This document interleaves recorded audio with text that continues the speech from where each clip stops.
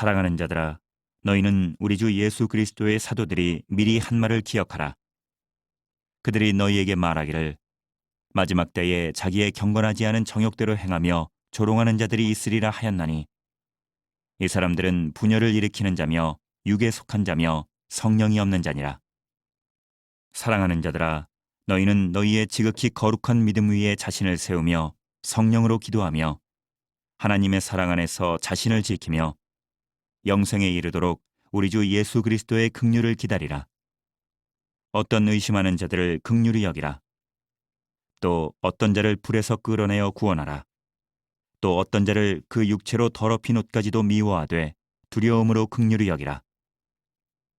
능히 너희를 보호하사 거침이 없게 하시고 너희로 그 영광 앞에 흠이 없이 기쁨으로 서게 하실리, 곧 우리 구주 홀로 하나이신 하나님께 우리 주 예수 그리스도로 말미암아 영광과 위엄과 권력과 권세가 영원 전부터 이제와 영원토록 있을지어다. 아멘. 안녕하세요, 산정목교회 여러분. 하나님께서 선한 말씀으로 인도해 주신 귀한 날입니다. 이 말씀으로 더욱더 힘을 낼 수 있는 저와 여러분 되기를 소망합니다. 자, 우리가 오늘 유다서를 읽었는데요, 유다서의 이 본문은 이미 우리가 한번 했습니다. 새벽 묵상 때요. 그러니 조금 더 익숙해지셨을 것이라고 저는 생각을 합니다. 우리가 유다서의 이 전체적인 내용을 한번 보도록 하겠습니다. 개관을 살펴보면요, 주제는요, 하나님의 진리가 공격받을 때 믿음의 싸움을 싸운다라는 겁니다. 목적은 거짓 가르침에 대해 강하게 대응하고 올바른 신앙관을 지킬 것을 일깨워주기 위해서 기록을 했다라는 것을 우리가 알 수가 있습니다. 또한 내용은요, 교회 가운데 몰래 들어온 일부 거짓 선생들에 대한 강력한 경고를 담고 있는 권면을 한 그런 목회 서신이다라는 것을 우리가 이 내용 전체를 통해서 이미 잘 알고 있습니다. 핵심 단어는요, 믿음을 위해 싸우라라는 말씀입니다. 그리고 여기에 핵심 구절이 있다면 1장 3절입니다. 사랑하는 자들아, 우리가 일반으로 받은 구원에 관하여 내가 너희에게 편지하려는 생각이 간절하던 차에 성도에게 단번에 주신 믿음의 도를 위하여 힘써 싸우라는 편지로 너희를 권하여야 할 필요를 느꼈노니 라는 것. 어떻게 보면 이 말씀 자체가요, 이 유다서 전체의 기록 목적이기도 하고 주제이기도 합니다. 그러니까 우리가 받은 구원, 이것은 정말 놀라운 구원이다라는 것을 담고 있기도 하고요. 그리고 이 믿음의 도를 위하여 우리가 힘써 싸워야 된다는 것도 알 수가 있습니다. 그러니 이 유다서는요, 우리에게 짧지만 믿음의 싸움을 싸울 것을 권면하고 있는 아주 강력한 서신이다라는 것을 우리가 깨닫게 됩니다. 자, 우리가 오늘 하게 되는 유다서는 이미 우리가 지난 4월 달에 새벽 묵상에서 한번 했어요. 4월 13일부터 17일까지의 그때에 우리가 새벽 묵상 할 때 우리가 이 유다서를 한번 쭉 보았었습니다. 그때도 제가 말씀을 드렸지만 유다서의 내용이 베드로 후서하고 참 많이 닮아 있다라고 말씀드렸던 거 혹시 기억나시나요? 그러니까 주로 어떤 부분이냐 하면은 우리가 1장 8절부터 시작이 되는, 그래서 대략적으로 한 16절까지의 내용들을 보게 되면요, 이 사람들, 이단이나 거짓 교사들에 대해서 그 표현하는 부분들이 있어요. 그쵸? 이 표현하는 부분들이 베드로 후서에서 이야기하고 있는, 2장에서 말씀하고 있는 내용들하고 참 많이 닮아 있습니다. 그쵸? 가령 우리가 여기에서 보는 것처럼 그 죽기 위해 그 태어난 그런 이성 없는 짐승이라는 거예요. 그쵸? 예, 기억나시죠? 그 당시에 서로 이단이나 거짓 교사들에 대해서 공유하고 있었던 내용들이 있다라는 겁니다. 대략적으로 한 이 베드로 후서하고요, 유다서는 한 짧게는 5, 6년, 길게는 한 15년에서 20년 정도, 그 정도 후에, 베드로 후서 후에 유다서가 기록된 것으로 보입니다. 그래서 거의 동시대라고 보시면 돼요. 그러니까 동시대에 살았었고 그리고 이단들이 동시대에 계속해서 판을 치고 있었고, 그리고 이 사람들에 대해서 대략적으로 사도들이 어떤 의견을 가지고 있었는지 우리는 생각해 볼 수가 있습니다. 그러니까 이 거짓 교사들이 하는 일들이 뭐가 있냐면, 이미 우리가 요한일서에서 봤잖아요. 요한일서에서 적그리스도라는 표현으로 나타나는 이 거짓 교사들은요, 예수님께서 육체로 오신 것을 부인하고 하나님의 아들이신 것을 부인하잖아요. 그러니까 예수님을 부인하는 거예요. 예수님을 부인하게 되면요, 교회는 반드시 깨지게 되어 있고 분열이 생기게 되어 있습니다. 예수님이 하나님의 아들이시다, 그리고 우리를 위해 십자가에 달려서 돌아가신 육체로 오신 하나님이시다라는 것을 부인하게 되면요, 그러면 기독교의 기본적인 교리 자체가 무너지는 거예요. 이런 모습들을 사단 마귀가 역사를 해가지고요, 이 거짓 교사들을 통해서 너무나 어려운 상황들을 만들어냈었던 것이 당시에 그 이단으로 인해서 시달리는 교회들의 모습이었었습니다. 자, 그러니까 사람들이 어떻습니까? 이런 이야기를 듣기 시작하면요, 하나님이 한 분이신데, 그런데 어떻게 하나님이 사람의 몸으로 오실 수 있지? 라는 것이 있죠. 그렇죠? 그러니까 그 당시에 나왔었던 이야기들이 되게 많아요. 뭐냐면, 우리는 분명히 성자 하나님이 고난받으셨잖아요. 근데 그 당시에 나왔었던 이야기 중에 하나님 한 분이시다라는 것, 그래서 성부 고난설이 그 당시에 나왔었던 그런 이단의 주장이기도 하고요. 또한 전에도 제가 말씀을 드린 것처럼 이단들 같은 경우에는 예수님이 피조물이다라는 거예요. 예수님이 피조물이다라는 것은 어디에서 비롯된 거냐면, 하나님은 한 분이시다라는 것을 너무 주장하고 싶은 거예요. 그런데 하나님이 예수님을 주장하게 되면 뭐가 되냐면, 하나님이 한 분이 아니시게 되는 거죠. 그러니까 도저히 이해할 수 없는 상황이 자기들한테는 발생을 하는 겁니다. 그러니까 하나님을 더 잘 믿어보겠다고 하면서, 그러면서 이단의 속임수에 스스로 넘어가게 된 겁니다. 그리고는 예수님이 하나님이 아니시다, 사람보다는 훨씬 뛰어난 분이시지만 하나님이 아니시다, 곧 예수님이 이 세상에 존재하지 않던 시절이 있었다라고까지 이단들은 이야기를 하는 겁니다. 자, 그래서 이렇게 교리적으로 나아가는 이단들이 있는가 하면, 또 다른 이단들이 어떤 거냐면요, 이런 겁니다. 지금의 구원파를 닮았어요. 그래서 예수님으로 인해서 우리가 죄사함을 받았다라는 거예요. 물론 맞죠, 틀림이 없어요. 그런데 죄사함을 한번 받았기 때문에 더 이상 회개가 필요 없죠. 내 마음껏 방종하게, 방탕하게 살아가도 된다는 겁니다. 그러니까 어떻습니까? 교회 안에서 누구는 경건하게 살려고 하는데 그게 무슨 대수냐고. 우리 죄사함 받았지 않냐, 우리 다 천국 갈 건데 어떻게 살면 어떠냐고. 그러니까 우리 세상에서 누릴 건 누리면서 세상 사람들처럼 죄에 짓고 살아가도 우린 어차피 천국행이 다 정해져 있는 사람은 아니냐.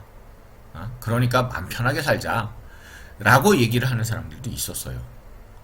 그러니까 이 부분에 대해서 결국엔 사도들이 예수 그리스도의 그 보혈로 말미암는, 보배로운 피로 말미암는 그 구원을 세격거리로 만든다고, 이 방탕한 짓거리로 다 말아먹게 된다라고 그렇게 경고하면서 말씀을 증거를 하잖아요. 그 중에 하나가 이 유다서다라는 것을 여러분들 기억하실 수 있기를 바랍니다. 그래서요, 유다서를 읽으면 분위기는 흡사 베드로 후서하고 비슷해요. 그러나 유다서는 베드로 후서보다는 조금 후에 기록된 것으로 보이고요. 거의 동시대다 보시면 돼요. 그리고 그 가운데 좀 더 강하게, 강력하게 이단에 대해서 분명히 이야기를 해주고, 그리고 예수 그리스도의 긍휼을 기다리라고 다시 한번 소망을 주는 책이 바로 유다서다라는 것을 여러분 기억하실 수 있길 바랍니다. 자, 그러면요, 결국에 주장하고 있는 한 문장은 이렇습니다. 거짓 교사에 맞서 믿음으로 힘써 싸우라는 것.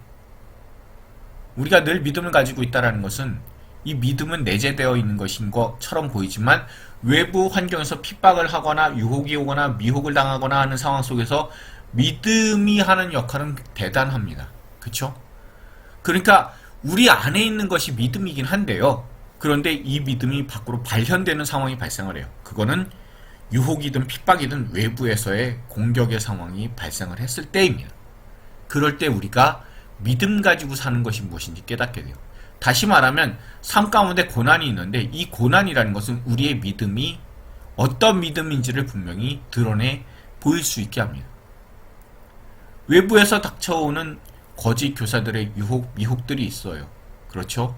예수님이 하나님의 아들이 아니시라는 등 그리스도가 아니시라는 등 여러 가지 이야기들이 있고요. 또한 거기에 더해서 우리 마음대로 이렇게 살면 어떠냐라고, 자유롭게 사는 것 아니냐고, 구원받은 사람이 자유롭게 살아야지, 그렇게 자유롭게 살아가는 그런 본을 보여야지, 뭐 이렇게 금욕적인 생활하는 것처럼. 여기서의 금욕은 아니죠. 세상 사람들이 금욕한다라고 하지만 우리는 거룩함에 가까워지는 겁니다. 예수님 닮아가는 겁니다. 근데 금욕하는 것처럼 수도승처럼 살지 말라는 식으로 비아냥대면서 이야기를 했을 겁니다. 그런 거짓 교사, 거짓 선생들에 대해서 믿음으로 힘써 싸워나가야 될 것을 권면하고 다시 한번 힘을 다지게 하고 의지를 다지게 하는 책이 유다서입니다. 자, 구조를 한번 보도록 할게요. 여러분, 유다서의 목적은요, 믿음으로 힘써 싸우라라는 것을 먼저 이야기를 해주고 있습니다. 여기서 분명한 거는요, 유다 자신에 대해서 뭐라고 소개를 하고 있냐면 1절에서 예수 그리스도의 종이라고 그렇게 분명히 이야기하는 것은 모든 사도들의 고백입니다. 그런데 야고보의 형제다라는 것을 우리가 알 수 있어요. 좀 이따가 우리가 그 말씀, 이 전체적인 그 서신서, 일반 서신서에 대해서 우리가 생각을 한번 해보도록 하겠습니다. 그때 좀 더 자세하게 말씀을 드릴게요. 그러면 예수 그리스도의 종이자 사도예요. 그러면서 그 야고보의 형제인 유다예요. 야고보의 형제하면 여러분, 이 야고보는 야고보서를 쓴 야고보일 겁니다. 이 야고보서를 쓴 야고보는 예수님의 형제죠. 그쵸? 자, 그 가운데 예수님의 형제 가운데는 야고보도 있고 유다도 있습니다. 그런 유다일 것이다라는 것을 우리가 생각을 해볼 수가 있어요. 그쵸? 그러니까 예수님의 형제인 유다입니다. 그 유다가 편지를 보내게 되어 믿음으로 힘써 싸우라 라는 그런 편지를 내가 보내야 되겠다라고 생각을 하고 보내게 됩니다. 왜요? 거짓 교사들 때문입니다. 그러면 이 거짓 교사들에 대해서 힘써 싸우라라고 얘기를 해야 되니까 거짓 교사들의 실체에 대해서, 겉으로 드러나는 것에 대해서 속지 말라라고 이야기를 하면서 폭로를 해야 되죠. 그러니까 거짓 교사는 결국 멸망할 자들이라 라고 5절부터 16절까지 말씀을 힘줘서 이야기를 하고 있습니다. 그리고 이 거짓 교사에 대한 변론이 있습니다. 거기가 오늘 본문의 내용입니다. 이 내용을 보면서 거기 안에서 우리가 하나님의 긍휼을 기다리면서 믿음 위에 자기를 건축하고 성령으로 기도하고 하나님의 사랑 안에서 자기를 지키면서 영생에 이르도록 우리가 우리 주 예수 그리스도의 긍휼을 기다린다라는 겁니다. 그냥 단순히 하나님 불쌍히 여겨주시옵소서가 아니라 믿음을 가지고 싸우면서, 그리고 늘 성령으로 기도하고 하나님의 사랑 안에서 자신을 지킨다라는 그런 표현이 있는데요. 예수님을 사랑하게 된다면 결국엔 어떻습니까? 예수님을 닮아간다는 겁니다. 예수님을 닮아간다라는 것은 세상의 유혹과 하나님으로부터 떠나게 만들려는 그런 여러 가지 영적인 유혹들에서 자기 자신을 지키는 것을 의미를 합니다. 자, 그리고 나서 나중에 또다시 유다의 권면으로 마무리하죠. 그리스도를 바라라 라는 말씀으로 마치게 됩니다. 자, 그러면요, 좀 자세한 내용들을 보도록 할까요? 일단은 유다서의 목적에 대해서 서술을 했으니까 서론이죠. 그쵸? 그리고 나서는요, 그 거짓 교사들의 실체를 폭로하게 되는데 세 가지 양상을 통해서 이야기를 하게 됩니다. 뭐냐면요, 과거의 심판에 대한 내용이에요. 자기 자리를, 자기 처소를 떠난 그런 천사예요. 그러니까 하나님께서 세상 끝날까지 흑암에 가두신다라는 그런 과거에 심판받은 사람들, 그 사람들 뒤따르는 사람들이 바로 거짓 교사들이다라는 거예요. 그리고 현재의 특징들에 대해서 이야기를 하죠. 거기에서 이상 없는 짐승이다. 또한 발람의 길을 갔다. 고라의 폐역을 쫓아서 멸망을 받았다. 그런 현재의 특징들을 갖고 있습니다. 그리고 장차 이들은 하나님에게서 미래에 완전히 심판이 정해진 사람들입니다. 그러니까 결국 멸망할 사람들의 말을 왜 따라가고 쫓아가느냐, 거기에 관심도 기울이지 말라라고 이야기를 해주고 있는 겁니다. 자, 그러다 보면 현실로 다시 돌아올 수밖에 없습니다. 그렇게 되었을 때 너네들은 바로 하나님께서 너희를 세워준 사람이기 때문에 조금 전에도 말씀드린 것처럼 믿음 안에서 자기를 건축하고 성령으로 기도를 하고 그리고 사랑 안에 머물러서 주님의 긍휼을 기다려야 되는 것이 바로 성도의 의무다라고 알려주고 있어요. 그리고 나서 나중에 예수 그리스도의 이름으로 축도함으로써 마무리를 짓게 됩니다. 자, 그러면 내용들이 이렇습니다.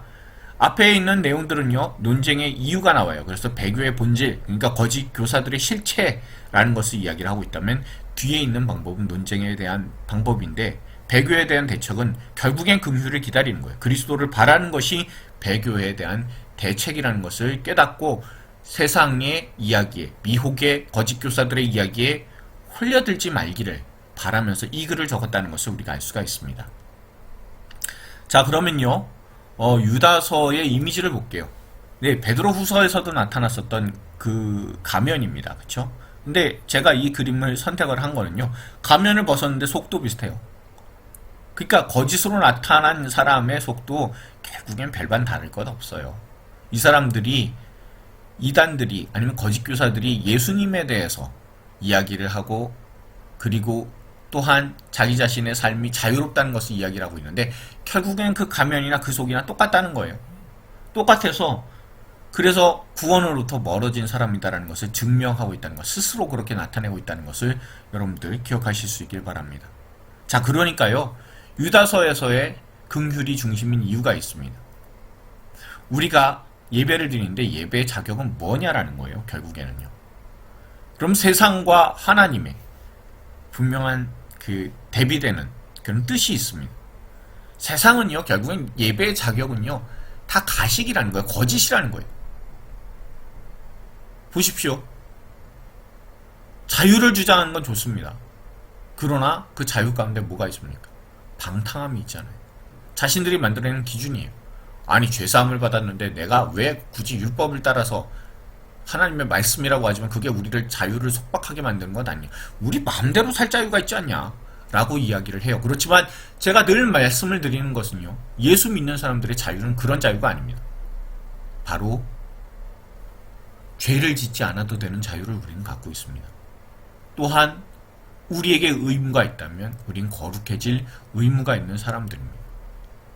그러니 그 놀라운 은혜를 입었어요.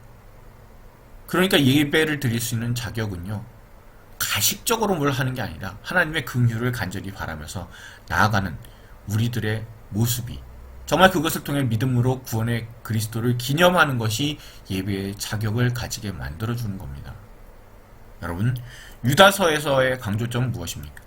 거짓에 대해서 믿음으로 대항하라라는 말씀이에요. 중심 내용은요, 거짓 교사에 대한 올바른 대책이라는 겁니다. 또한 거짓 교사들의 실체가 뭐냐 하면요, 오늘 본문에 나온 대로 자기 처소를 떠난 천사예요. 이성 없는 짐승이에요. 또한 암초예요. 애찬 시계, 그 가운데 암초가 돼서 걸림돌되는 사람들이에요. 또한 자기 몸만 기르는 목자예요. 양을 길러야 되는데 자기 몸만 길러요. 그리고 또한 물 없는 구름이에요. 아무리 구름 안에서 비가 오겠지 소망을 해도 소망이 아무것도 없어요. 뿌리 뽑힌 열매 없는 가을 나무예요. 뭐 어디다 씁니까? 땔감밖에 안 되죠. 그리고 여기저기 방황하는 유리하는 별입니다. 그러니 거짓 교사들의 모습은 어떻습니까? 발람의 길을 따라가요. 여러분, 발람의 길이라는 것은요, 단순히 우리가 민수기에서만 바라보게 되면 발람은 그냥 이렇게 뭐 선지자로서 그 유대인들 곧 이스라엘의 미래에 대해서 잘 예언한 것 같지만 사실 거기 남아서 시딤 음행을 한 그 주도를 한 사람이 바로 이 발람입니다. 미혹하는 그 길을 가게끔 만든 사람이 발람이에요. 또한 고라는 어떻습니까?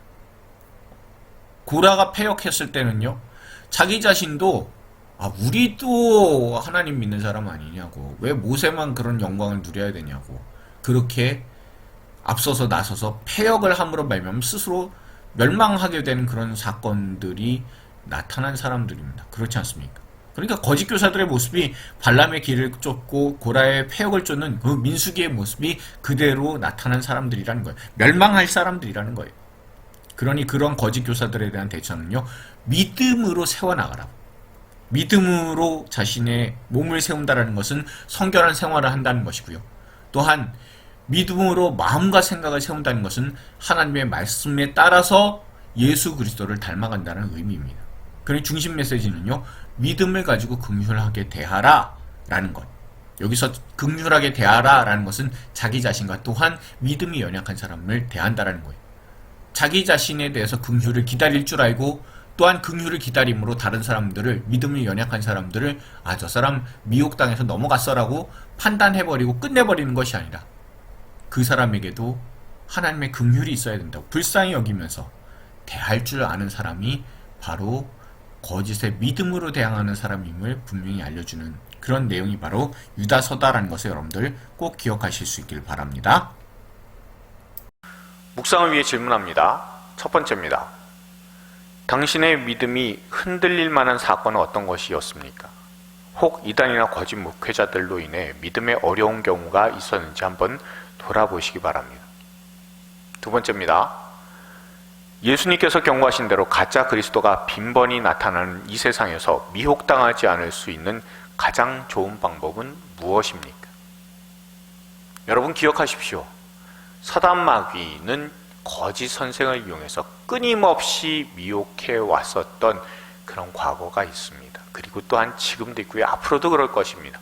그러나 여기에 흔들리지 말고 우리의 믿음으로써 늘 믿음의 싸움을 싸워나가는 저와 여러분들 다 될 수 있기를 소망합니다. 기도하시겠습니다. 그렇습니다, 주님. 우리가 살아가는 시대는 주 예수 그리스도의 십자가의 복음에 단단히 부착되어 있지 않으면 어느 것이 진짜인지 어느 것이 가짜인지 흔들리는 시대입니다. 세상과 이단들이 지속적으로 예수 그리스도에 대해서 부인하며 구원 없는 자신들처럼 살아가도록 미혹할 때에 올바른 신앙으로 이 모든 시험들을 이겨나가게 하여 주시옵소서. 악한 때를 살아가지만 오히려 우리의 믿음이 이 모든 악한 시도들을 이기게 하여 주시옵소서. 우리의 믿음의 주인이시고 우리의 소망 되시며 우리를 십자가를 통해 깊이 사랑해 주신 예수님의 이름으로 기도드렸습니다. 아멘. 자, 우리가 그 서신서를 전체 한번 정리를 해볼게요. 바울 서신 및 일반 서신인데요. 중요한 말씀 두 가지가 있어요. 우리가 기억을 해야 되는 말씀이 사도행전 12장 1절 2절 말씀입니다. 그때 헤롯 왕이 손을 들어 교회 중에서 몇 사람을 해하려 하여 요한의 형제 야고보를 칼로 죽이니라고 되어 있습니다. 그렇죠? 여러분 12장이에요. 자, 12장 되고 나서 그 다음에 13장에 넘어가게 되면 뭐죠? 거기에 사도 바울이 1차 선교 여행을 떠나게 되는 그런 상황들이 있습니다. 그렇지 않습니까? 자, 그러면 이때의 기준으로 보면요, 요한의 형제 야고보, 사도 야고보가 죽었어요. 자, 사도 야고보가 죽었다라는 것은 굉장히 이른 시간에 발생한 일이다라는 것을 제가 전에 한번 기록을 통해서 알려드린 적이 있습니다. 기억하시죠? 자, 그러면 다시 말하면 무슨 뜻이냐면요, 사도 야고보가 죽었고 그 이후에 야고보서가 기록이 된 게 대략 45년경이라고 한다면요, 그러면 이때까지 요한의 형제 야고보, 사도 야고보가 살아있지 못해요. 그러니까 예수님의 형제인 야고보예요. 그러니까 야고보서는 예수님의 형제인 야고보가 기록을 했다라는 것을 여러분 기억하실 수 있길 바라고요. 또한 그 야고보의 형제인 유다가 유다서를 기록했다라는 것. 그러니까 요 내용들을 바탕으로 해서 성경을 기록한 야고보와 유다는 결국 예수님의 형제다라는 것을 먼저 기억하실 수 있길 바래요. 자, 그 다음에 갈라디아서 2장 9절 말씀입니다. 또 기둥같이 여기는 야고보와 게바와 요한도 내게 주신 은혜를 알므로 나와 바나바에게 친교의 악수를 하였으니 우리는 이방인에게로 그들은 할례자에게로 가게 하려 함이라 라는 말씀이 있습니다. 그쵸? 자, 순서 보세요. 야고보와 게바와 요한입니다. 여기서 야고보가 이미 죽었잖아요. 그쵸? 그리고 나서 이 갈라디아서 2장 같은 경우에는요, 예루살렘 공회 때의 이야기, 그러니까 사도행전 15장 이야기입니다. 그러니까 이 야고보는 어떤 야고보입니까? 사도 야고보가 아니에요. 예수님의 형제 야고보예요. 그쵸? 그러니까 당시 사람들이 생각을 했을 때 크게 여기는 사람이 셋이 있는데 야고보와 게바, 베드로와 요한이에요.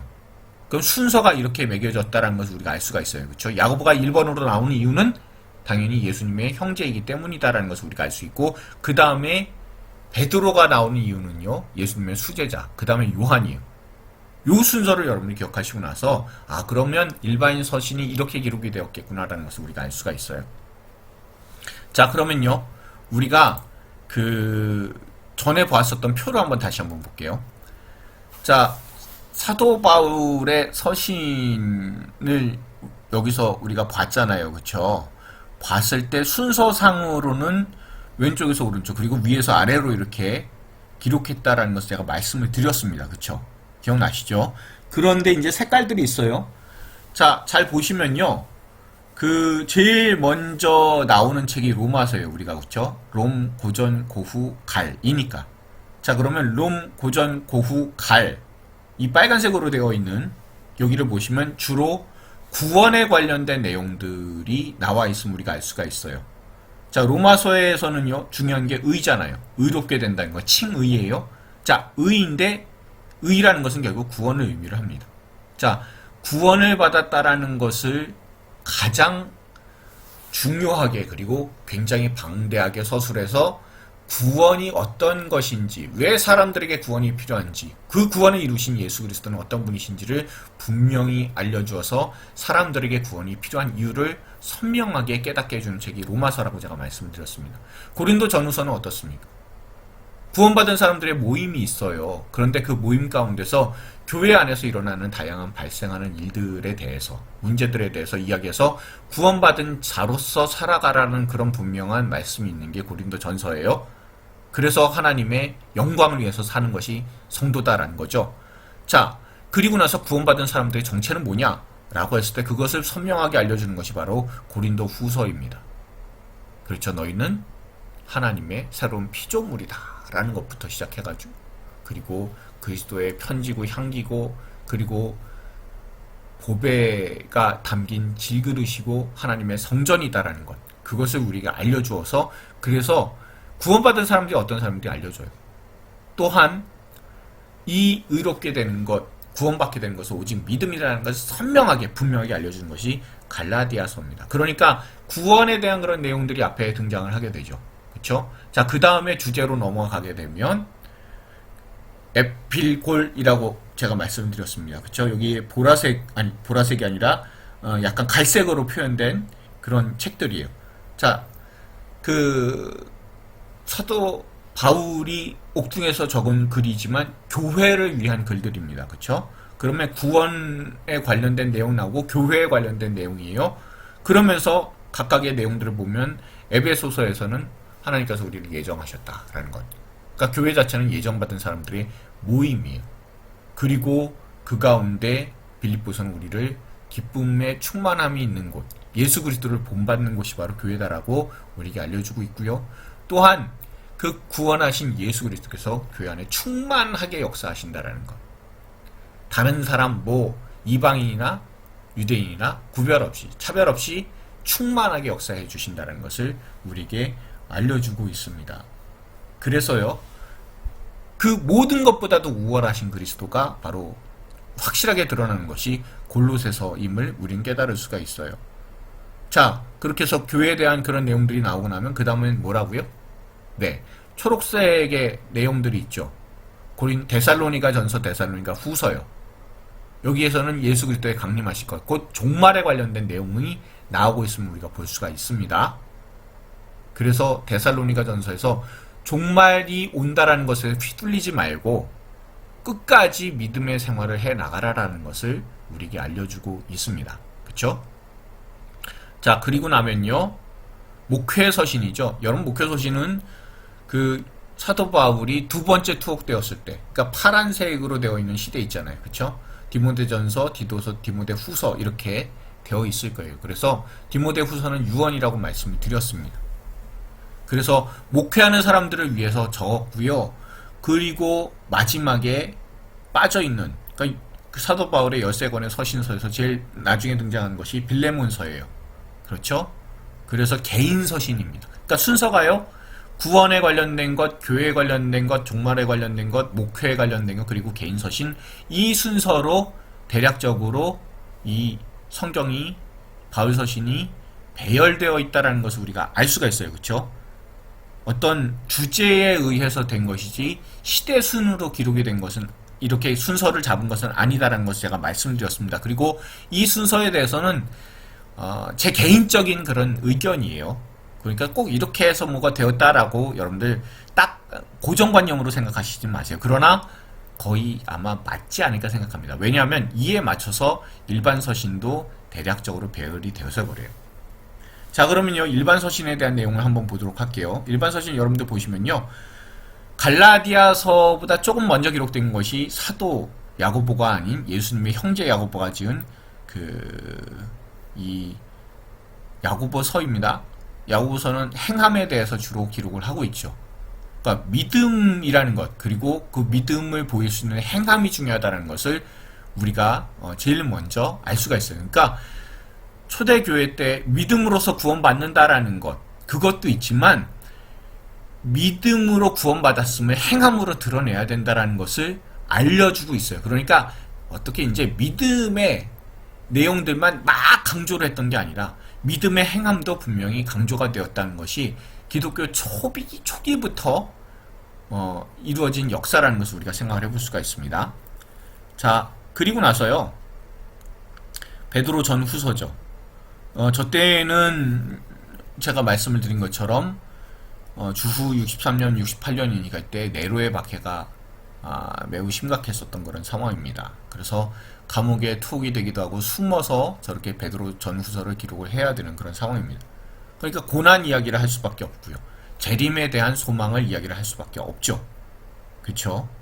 자, 그리고 나서 그 다음에 순서를 보게 되면요, 요한 1, 2, 3서가 기록이 되었습니다. 그쵸? 자, 그러면요, 여기에서 우리가 보게 되면 요한 1, 2, 3서의 순서를 보시면 요한 1서 같은 경우에도 교리적인 그런 내용이에요. 하나님은 사랑이시다라는 것이죠.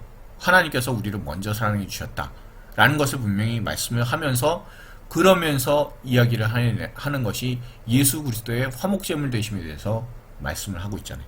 그렇죠? 교리적인 그런 부분이기도 하고 또한 교회의 내용이기도 해요. 그런데 요한이서는 어떻습니까? 적그리스도에 대한 내용이 등장을 하고 있어요. 종말에 대한 그런 내용이기도 합니다. 자, 그리고 나서 요한 3서는 사실 개인적인 서신이잖아요. 베드로전서도 마찬가지로 보면요, 그 전서 후서의 내용은 뉘앙스로 보면 대략적으로 후서가 후에 적혀 있겠구나라는 것을 알 수도 있지만 재림에 대한, 종말에 대한 내용이 뒤로 가고 있다는 것을 우리가 볼 수가 있어요. 그러니까 요한에서도 교리의 내용, 그리고 종말에 대한 내용, 그리고 개인 서신, 이런 순으로 1, 2, 3서를 기록을 하고 배열을 했을 가능성이 높습니다. 자, 이렇게 되면요, 또 하나 남아있는 게 있죠. 뭐죠? 오늘 우리가 본 유다서가 있습니다. 그래서 이단에 관련된 것 우리가 알 수가 있어요. 자, 그러면요, 우리가 아까도 제가 말씀을 드린 것처럼요, 사도행전의 말씀에서 어떻게 되어 있습니까? 야고보, 게바, 요한 순이잖아요. 그쵸? 그러니까 야고보서 나오고 베드로 전후서 나오고 요한 1, 2, 3서 나오는 거예요. 그리고 나서 나중에 유다서. 아시겠죠, 대충? 이런 식으로 배열이 됐구나라는 것을 우리가 생각을 해볼 수가 있어요. 그럼 딱 하나 빠진 게 하나 있습니다. 그게 바로 히브리서예요. 그럼 왜일까요? 히브리서가 여기에 들어간 이유는 전에도 제가 잠깐 말씀을 드렸는데요, 그 글의 내용이 사도 바울의 주장하고 비슷해요. 그렇지 않습니까? 그런데 여기에 조금 다른 시각은 예수님이 대제사장이시다라는 겁니다. 그러니까 우리가 깨닫게 되는 것은 뭐가 있냐면요, 결국에는 사도 바울이 지었을 것 같은데 사도 바울이 지었다라고 확답은 못하겠어. 그러니까 사도 바울이 기록한 모든 책들 뒤에, 그러니까 빌레몬서 뒤에다가 히브리서를 배치하자가 나오는 거죠. 그렇죠? 사도 바울이 지은 것 같은데 아닌 것 같다. 그러니까 여기다가 배치를 하고, 그 다음에 아까도 갈라디아서 나온 것처럼 야고보, 베드로, 요한의 순서, 그리고 나서 나중에 유다, 이 순으로 아마 배열이 되었을 가능성이 높다라는 겁니다. 높다라고 말씀드린 건 제 개인적인 의견이어서 그렇고요. 그리고 이렇게 기억을 하시면요. 그러면 훨씬 더 이렇게 각각의 책에 대한 주제와 또한 그 순서를 알게 되므로 더욱더 신약 성경, 특히 서신서에 대해서 더욱더 가깝게 느낄 수가 있다는 것 여러분들 기억하실 수 있길 바랍니다.